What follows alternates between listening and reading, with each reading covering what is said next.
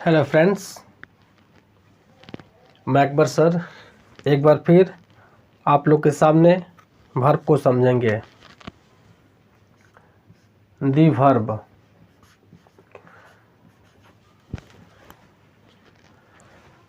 आज हम लोग इस टॉपिक में जो वर्ब के 3 फॉर्म होते हैं, वर्ब 1, वर्ब 2, वर्ब 3, इस फॉर्म को बदलना सीखेंगे कि किस तरह से वर्ब 1 को वर्ब 2 में एवं 3 में कैसे कन्वर्ट करते हैं, उस पर विशेष ध्यान देंगे। और वैसे हम सभी को पता है कि वर्ब के 5 रूप होते हैं, V1, V2, V3, V4 and V5। तो सबसे पहले हम आपको यह बता दें कि जो दिए गए वर्ब 1, इसको जब V2 में जब V3 में कन्वर्ट करेंगे तो उसके 2 तरीके होते हैं। एक होता है कि जब भी वर्ब 1 से वर्ब 2 में और 3 में कन्वर्ट होता है तो वर्ब 2 और वर्ब 3 एक जैसा होता है, जिसे हम लोग बोलते हैं वीक वर्ब या रेगुलर वर्ब। लेकिन कभी कभी ऐसा भी होता है कि वर्ब 1 को वर्ब 2 और 3 में कन्वर्ट करेंगे तो 2 और 3 आपस में डिफरेंट होता है, यानी कि V1 अलग होगा, V2 अलग होगा, V3 अलग होगा। बात समझे? जैसे हम लेते हैं गो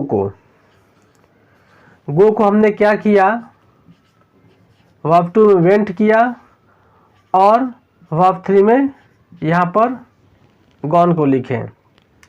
तो गो, वेंट, गॉन, ये तीनों जो है आपस में इरेगुलर फॉर्म है। इसी को बोलते हैं हम लोग क्या है, स्ट्रॉन्ग वर्ब या फिर इरेगुलर वर्ब भी बोल सकते हैं। लेकिन कुछ वर्ब ऐसे भी होते हैं कि जब उनको सेकेंड और थर्ड में चेंज किया जाए तो सेकेंड और थर्ड दोनों फॉर्म क्या होते हैं, वह एक जैसे होते हैं। तो इस तरीके के वर्ब को हम बोल सकते हैं वीक वर्ब, यानी कि रेगुलर वर्ब या नियमित रूप से है। मतलब V2 और V3 एक जैसा है, जबकि इसमें V2 और V3 आपके डिफरेंट हैं। ठीक है।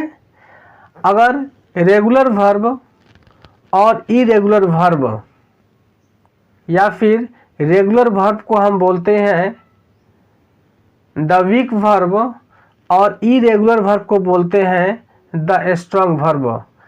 अगर इसमें डिफरेंट या इससे कुछ जुड़ी हुई बात को समझना होगा तो आप हमारे पिछले वीडियो को देख सकते हैं, और उस वीडियो का लिंक मैंने इस वीडियो के डिस्क्रिप्शन बॉक्स में डाल दिया है।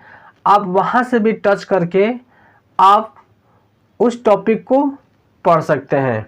वह टॉपिक कंजुगेशन ऑफ वर्ब के नाम से होगा। समझे? अब हम चलते हैं थोड़ा सा और आगे। यहाँ एक और वर्ब है, वर्ब 4 और वर्ब 5। हमने इस चीज़ का जिक्र क्यों नहीं किया, केवल V1, V2, V3? क्योंकि सबसे ज़्यादा किसी को प्रॉब्लम होती है तो इसी तीनों वर्ब में। बात समझे? ये जो वर्ब है, इस वाले वर्ब में अगर हम ING जोड़ देते हैं तो ये जो है ऑटोमेटिक क्या होगा, आपका बन जाता है। जैसे गो में हमने जोड़ा ING तो क्या बन गया, गोइंग। प्ले में हमने जोड़ा ING तो क्या बन गया, प्लेइंग। तो ये बिफोर जितने भी वर्ब होते हैं, जिसे प्रेजेंट पार्टिसिपल भी कहते हैं हम लोग हैं, तो इसमें कोई दिक्कत नहीं आती है। सिमिलरली अगर वर्ब 5 की बात किया जाए, बात समझे, तो इसमें क्या होता है कि इस वाले वर्ब में हम एस और ईएस को ऐड कर देते हैं तो बन जाता है वर्ब का 5वां रूप। समझे? क्या एस और ईएस को ऐड करना होता है। जैसे गो है तो गो को हमने क्या किया, गोच किया। अब प्ले को हमने क्या किया, प्लेज किया। तो यहाँ आप देख सकते हैं कि किस तरह से गो को हमने गोइंग और फिर गोच किया, प्ले को हमने प्लेइंग और प्लेज किया। बात समझे? तो इस बात को भी ध्यान देना होगा कि वर्ब 1 से आप वर्ब 4 में या वर्ब 5 में कन्वर्ट करते हैं तो उसमें किसी प्रकार की कोई दिक्कत नहीं आती है। लेकिन वही वर्ब 2 और 3 की बात करें तो वहाँ थोड़ा बहुत दिक्कत जो है आ जाती है। हम अब वर्ब 1 से वर्ब 2 और वर्ब 3 को कैसे बदलेंगे उस पर हम लोग चर्चा करेंगे। चलिए,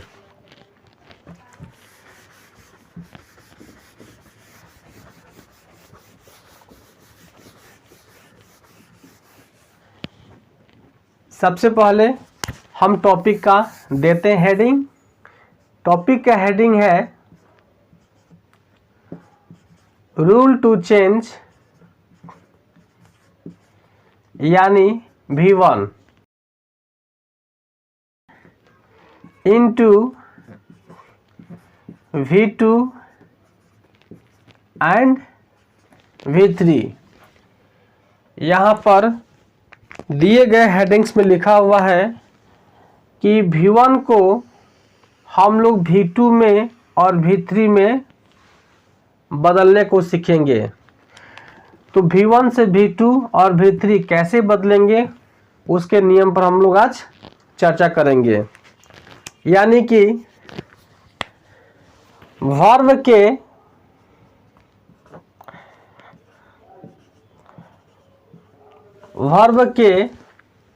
प्रेजेंट फॉर्म,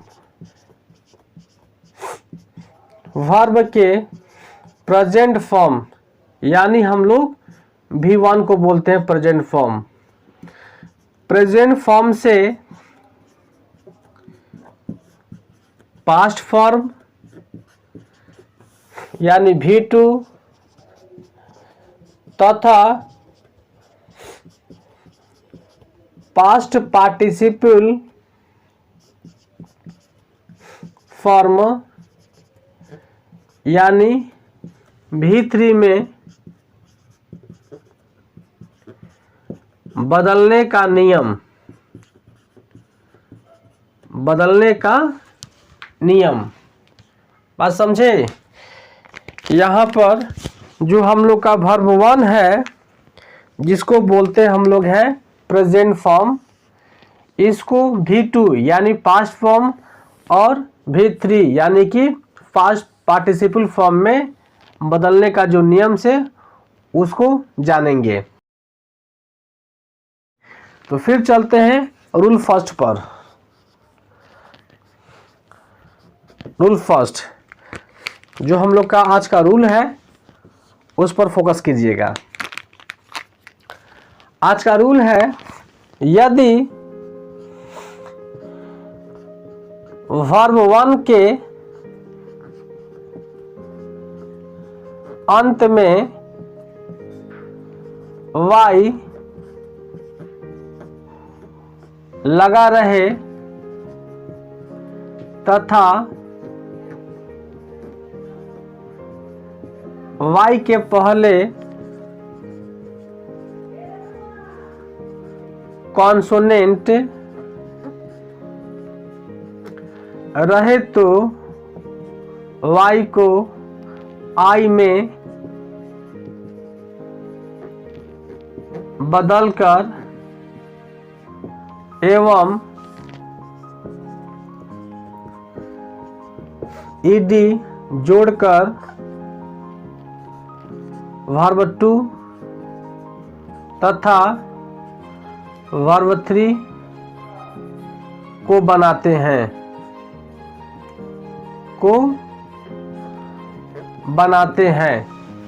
देखिए ध्यान से, यदि वर्ब 1 यानी प्रेजेंट फॉर्म को जब भी हम लोगों को V2 और V3 में कन्वर्ट करना होगा तो यहाँ साफ लिखा हुआ है कि यदि कोई वर्ब यानी कि वर्ब 1 के अंत में आपका y आता है जैसे वर्ब 1 है, वर्ब 2 है और वर्ब 3 है। ओके, हम यहाँ पर एक वर्ब लिए क्राई। क्राई मतलब क्या होता है? चिल्लाना या फिर रोना। तो इस वर्ब का अंत में क्या है? वाई है, समझे? तथा वाई के पहले कॉन्सोनेंट यहाँ दिया हुआ है। कॉन्सोनेंट का मतलब होता है ए ई आई ओ यू को छोड़कर। किसको? ए ई आई ओ यू को छोड़कर, उसको बोलते हैं कॉन्सोनेंट। तो क्या बोला? वाई के पहले कॉन्सोनेंट।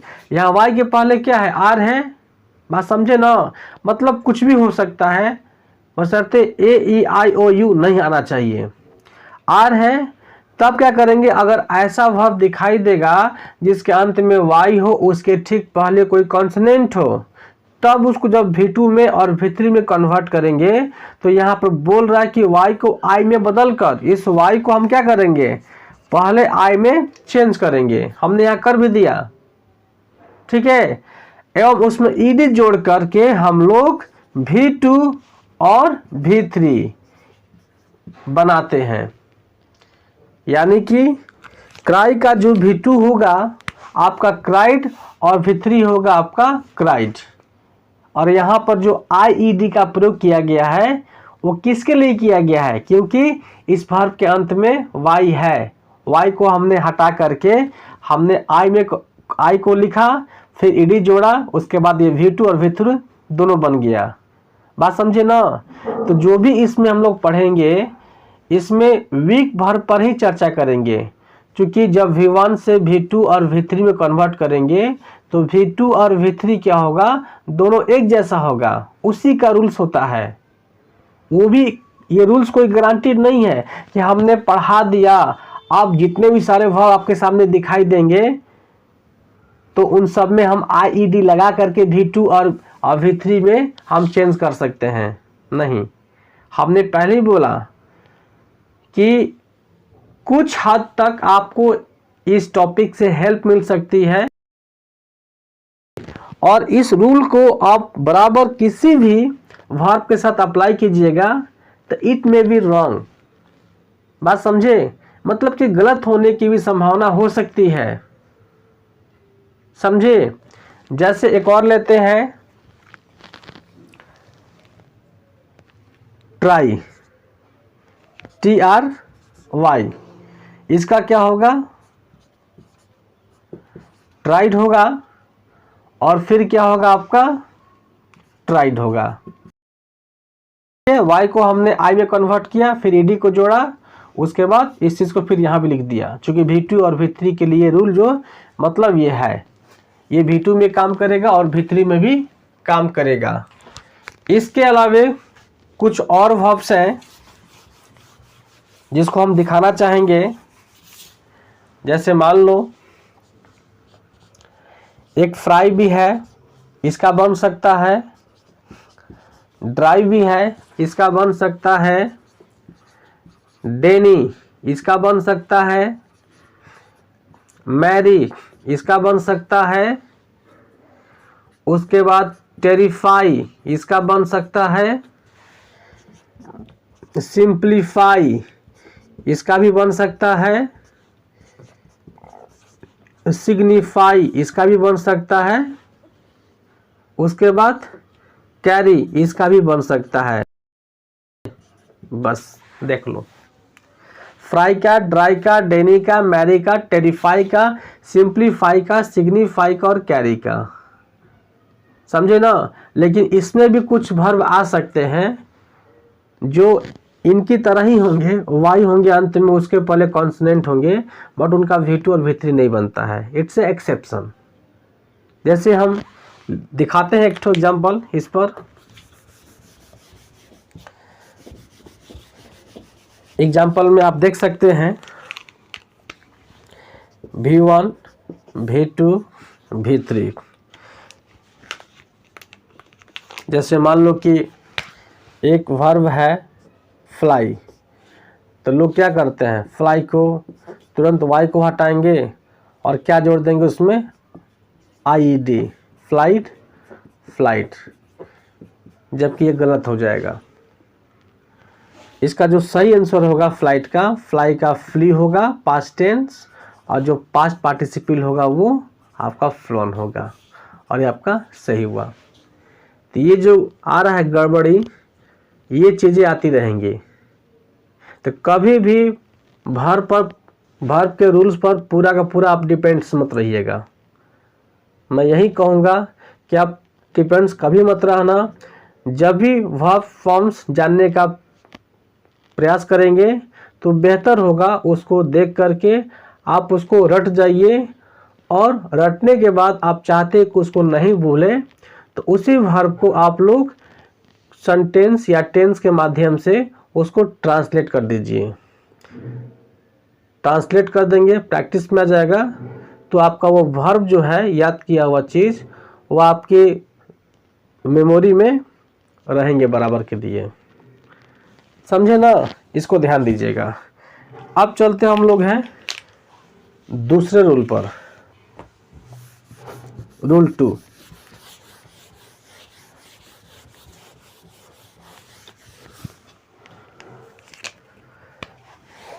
वो रूल 1 था, ये रूल 2 हुआ। रूल 2 में है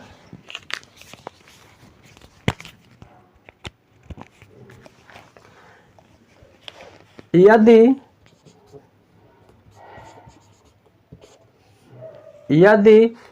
वर्ब 1 के अंत में,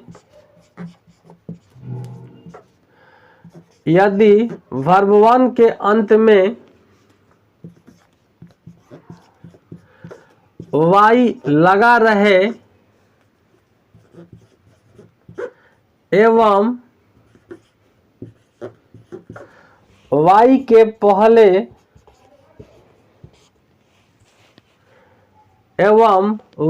पहले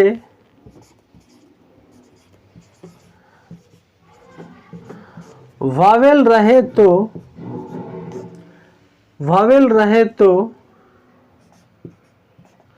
वर्ब 1 में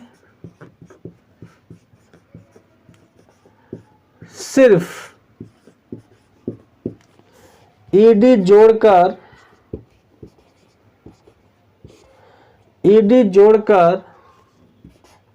V2 एवं V3 बनाते हैं। यहाँ ध्यान दीजिएगा आप लोग, यहाँ पर साफ साफ लिखा हुआ है कि वर्ब 1 के अंत आपका वाई से होगा, लेकिन वाई के पहले क्या होगा? वॉवेल, कोई वॉवेल, AEIOU। जबकि रूल 1 में क्या था कि वाई से अंत होगा और वाई के पहले क्या होगा? कॉन्सोनेंट होगा। तो कॉन्सोनेंट होगा तो उसमें हम क्या लगाए थे? IED लगा करके हम लोगों ने उस मेन वर्ब 1 को वर्ब 2 में, वर्ब 3 में कन्वर्ट किए थे। जबकि इस वाले रूल में क्या बोल रहा है कि वाई के पहले वॉवेल होगा, तो हम IED का प्रयोग, बात समझे, IED का प्रयोग नहीं करके हम लोग क्या करेंगे? केवल ED का प्रयोग करेंगे। और इससे क्या होगा? आपका वर्ब 2 और वर्ब 3 जो है आपका बन जाएगा। लेते फिर एग्जाम्पल, ये रहा वर्ब 1, वर्ब 2 और वर्ब 3। ओके, वर्ब 1 में हमने एक वर्ड लिखा इंजॉय। बात समझे, इंजॉय का मतलब समझते ही होंगे आप लोग, खुशी मनाना, समझे? इंजॉय, इसके पहले क्या है? वाई के पहले वॉवेल है, तो क्या होगा? इंजॉयड, यानी केवल ईडी का प्रयोग किया गया। क्यों किया गया? तो वाई के पहले वॉवेल है। उसी प्रकार से अगर इसको V3 में कन्वर्ट किया जाएगा तो क्या होगा? सेम वही होगा, क्योंकि जो भी रूल्स आपको बताए जाएंगे ये V2 और V3 के लिए होंगे, यानी कि इससे V2 भी ठीक होगा उसी रूल पर और V3 भी सेम होगा, समझे? लेकिन और भी ऐसे वर्ब हैं जिनकी V1, V2, V3 आपस में डिफरेंट रहेंगे, तो उसका कोई रूल्स नहीं है। और बेहतर होगा कि उसको आप लोग रट ही जाइएगा। जब V1 V2 V3 अगर आपका एक जैसा नहीं होता है तो हमने पहले भी चर्चा किया है और आज भी चर्चा कर रहा हूँ कि उसको बोलते हैं स्ट्रॉन्ग वर्ब या रेगुलर वर्ब। लेकिन जिसे हम लोग बनाने का प्रयास कर रहे हैं, सीख रहे हैं, वो कौन सा वर्ब है? तो वीक वर्ब या फिर रेगुलर वर्ब इसे कहते हैं। समझे ना? उसी का V2 और V3 बन सकता है रूल के माध्यम से। और ऐसा भी नहीं है कि आपने इसको पढ़ लिया रूल 1 को और 2 को, अब जो भी दिखाई देगा वर्ब जिसके अंत में वाई रहेगा और उसके पहले कॉन्सोनेंट हो या वॉवल हो तो रूल के माध्यम से आप बना दीजिएगा, ऐसा भी नहीं है। सब कुछ मैच करेगा लेकिन बनेगा कभी कभी ऐसा लगता है कि वह वीक वर्ब नहीं है, स्ट्रॉन्ग वर्ब हो गया। यानी कि तीनों फॉर्म क्या होगा, उसका चेंज भी होता है। जैसे हमने कुछ देर पहले फ्लाई पर चर्चा किए थे। फ्लाई का फ्लू भी था और फ्लॉन भी था। जिसे जानकारी नहीं होगा वो फ्लाई को क्या करेगा, फ्लाइट कर देगा V2 के लिए, और V3 के लिए क्या करेगा, फ्लाइट ही कर देगा। फिर इस पर ध्यान देना होगा। एग्जाम्पल हम लोग और लेते हैं। इसके बाद एक प्ले है, इसका क्या होगा, उसी प्रकार से प्लेड हो जाएगा और प्लेड हो जाएगा। एक और देखते हैं। डिस्ट्रॉय का मतलब होता है नष्ट होना। क्या होगा इसका, डिस्ट्रॉयड, और V3 क्या होगा आपका, डिस्ट्रॉयड। लगभग आप लोग का ये क्लियर होगा, इसमें कहीं से भी कोई दिक्कत नहीं आने वाली है रूल 2 में। अब हम लोग चलेंगे इसके रूल 3 पर।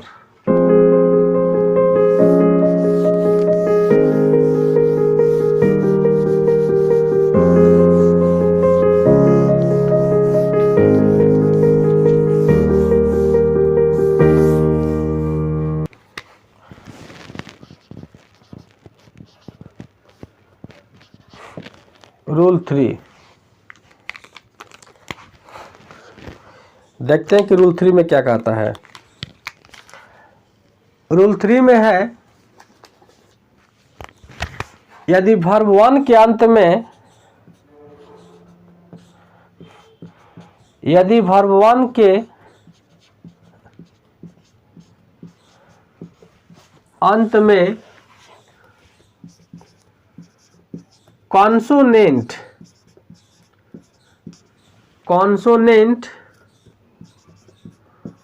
हो एवं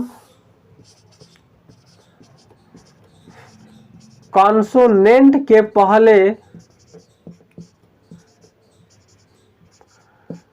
पहले वॉवेल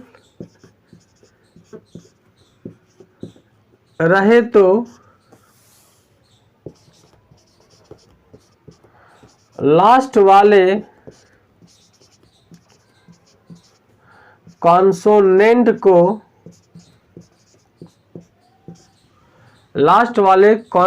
को डबल यानी कि रिपीट, डबल करके एवं ईडी जोड़कर V2 एवं V3 बनाते हैं। आप देख सकते हैं यहाँ पर स्पष्ट लिखा हुआ कि वर्ब 1 के अंत में कॉन्सोनेंट हो, यानी कि एक ऐसा वर्ब जिसका समाप्ति किससे हो रहा है, कॉन्सोनेंट से। ऐसे वाई भी कॉन्सोनेंट है, क्राई जो लिखवाए थे इससे पहले, यह आपका प्ले था, फ्राई था, डेनी था, जो भी था, समझे, तो वो भी कॉन्सोनेंट था वाई। तो वाई को एक अलग रूल मान लिया गया था। वाई को अब छोड़िए, वाई को छोड़कर कुछ ऐसा वर्ब लिया जाए जिसके अंत में कोई कॉन्सोनेंट हो, यानी कि ए ई आई ओ यू नहीं रहे, और उसके साथ साथ कम से कम एक वॉवेल उसके पहले होना चाहिए।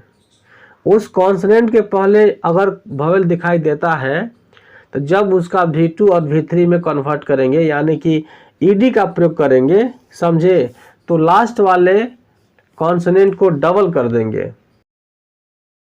डबल करने के बाद ही हम ईडी को जोड़ सकते हैं, तब क्या होगा, आपका V2 और V3 क्लियर होगा। एग्जाम्पल के लिए यहाँ देखते हैं V1, V2 और V3। एग्जाम्पल लेते हैं, एक ऐसे वर्ब जिसके लास्ट में कॉन्सोनेंट हो और इसके ठीक पहले क्या हो, वॉवेल हो। जैसे एक वर्ड है ओमिट। ओमिट का मतलब होता है हटाना। यहाँ तो ओ भी वॉवेल है और वॉवेल आई भी है, लेकिन रूल क्या बोल रहा है कि लास्ट में कॉन्सोनेंट टी है ना आपका, और टी के पहले क्या है, आई है। जब टी के पहले आई है, समझे, तो ये जो वर्ब इस रूल पर काम कर जाएगा। तो जब इसमें हमको ईडी जोड़ना होगा, ईडी, तो क्या होगा, लास्ट वाले लेटर्स को डबल कर देंगे कॉन्सोनेंट को, और तब ईडी का प्रयोग उसमें करेंगे। उसी प्रकार से V3 भी हम लोग कर देंगे। इसका मतलब होता है हटाना, ओमिटेड और ओमिटेड। और देखते हैं इसके अलावा ड्रॉप है। ड्रॉप, पी के पहले क्या ओ है, मतलब वॉवेल, तो क्या होगा, पी को हम रिपीट करेंगे, DROPP, उसके बाद जो है हम लोग ईडी को जोड़ देंगे, समझे। इससे आपका V2 और V3 दोनों क्लियर हो गया। आप देख सकते हैं ये रिपीट वर्ड है, और ये जो है V2 और V3 को दिखाने के लिए हम लोगों ने क्या किया, ईडी का प्रयोग कर दिया। तो इस तरह से भी हम लोग क्या करेंगे, मेन वर्ब को हम लोग पास्ट यानी V2 में और पास्ट पार्टिसिपल यानी V3 में दिखा सकते हैं। इसके अलावा कुछ और 2-3 वर्ब्स और देख लीजिए क्या क्या होंगे।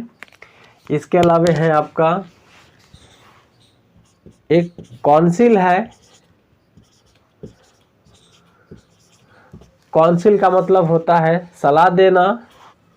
उसके बाद एग्जहाइबिट का ही बन सकता है, टी के पहले आई है, इसका मतलब होता है प्रदर्शित करना। नेक्स्ट एक्सेल का भी हो सकता है, इसका मतलब होता है निपुण होना। और एक और देख लो लास्ट, स्टॉप। स्टॉप का मतलब होता है रुकना या रुक जाना, इसका भी बन सकता है इसी रूल पर, ठीक है। और बाकी जो शेष नियम है हम लोग अगले वीडियो में इसको पूरा कर देंगे। तब तक के लिए हम विदा लेना चाहेंगे, और अंत में विदा लेते वक्त यह भी कहना चाहेंगे कि जिन लोगों ने हमारे इस YouTube चैनल को सब्सक्राइब नहीं किया है तो प्लीज़ कर लें, क्योंकि हर एक न्यू वीडियो को हम आप तक आसानी से पहुंचा सकें।